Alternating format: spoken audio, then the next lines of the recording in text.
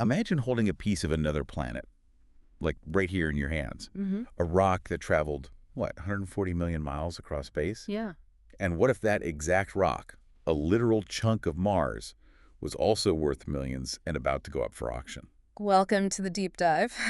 Yeah, today we're jumping into a really extraordinary story. It's NWA 16788, Right. the biggest piece of Mars ever found on Earth. We're going to look at its incredible journey, from the red planet all the way here, and its upcoming, potentially record-breaking sale. So our mission today is really to unpack its maybe surprising origins, figure out that amazing path it took through space, and also get into this fascinating debate it's sparking here on Earth about, well, who should actually own a treasure like this? Exactly. Let's dive in. This NWA 16788, that's the official name, right? We're talking about a really big meteorite. Can you give us a sense of the scale? Like, how big is it? Oh, it's immense. It weighs 24.67 kilograms. So that's about nearly 55 pounds. To picture it, think roughly the size of like a computer monitor. It's about 15 inches across at its widest. And what's really wild is it's 70% larger than the previous record holder. It's a true giant. 70% larger. So yeah, not just a pebble. It's a serious chunk of rock. What about what it's made of? Does that tell us anything about, how it got here? Its fiery birth. Yeah, absolutely. What's inside is fascinating. It's mostly pyroxene and olivine minerals you find elsewhere, sure. But crucially, it also has masculinite. Masculinite, what's that? It's a specific type of glass formed under intense shock pressure, and this rock has lots of shock-melted bits and a high percentage of this masculinite. It points clearly to an incredibly violent origin. Okay, so not a gentle exit from Mars then. Definitely not. And of course you see that distinctive reddish color. That's not just paint, that's the iron oxides. It's like that chemical signature of Mars, the red planet, Yeah. A tiny piece of that landscape right here. Amazing. So how do scientists think it actually got ejected from Mars in the first place? Well, the consensus is it was a really cataclysmic event, probably a massive asteroid hitting Mars, hard enough to blast pieces of the planet's crust right out into space, including this one. Just incredible to think about that journey, 140 million miles, just drifting through the void. It's mind-boggling. So where did it finally end up? And when did we find it? It actually landed relatively recently, it seems. It was only discovered in November 2023. Oh, wow. Yeah, by a meteorite hunter way out in the Agadez region of Niger, deep in the Sahara Desert. And I read it has minimal terrestrial weathering. So that means what? It hasn't been on Earth very long. Exactly. It hasn't been significantly broken down by our wind, rain, bacteria, all that stuff. It's like finding a freshly dropped coin instead of one that's been sitting outside for ages. Right. Plus, it has that fusion crust, that thin, dark, glassy coating. Yeah, I've seen pictures of that on meteorites. That's the undeniable proof of its fiery plunge through our atmosphere. It literally melted on the outside as it fell. Okay, so here's where it gets, really interesting.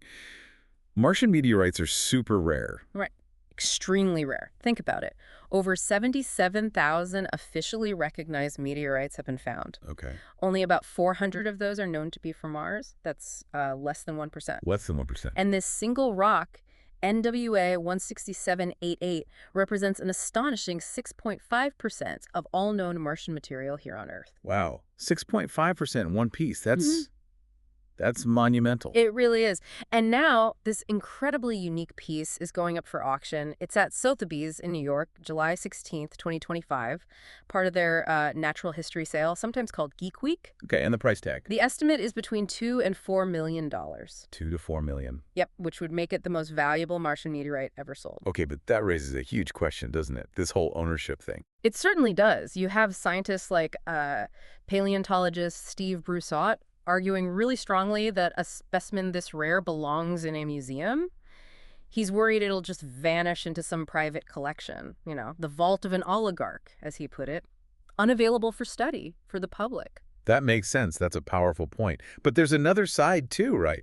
There is. Planetary scientist Julia Cartwright offers a different take. She suggests that, okay, even if it's privately owned, the scientific interest doesn't just disappear. How so? Well, she argues the private market actually helps science. By making these things valuable, it encourages people to go out and look for them, to collect them, which ultimately means more samples become available for scientists to study, even if they start in private hands. Huh.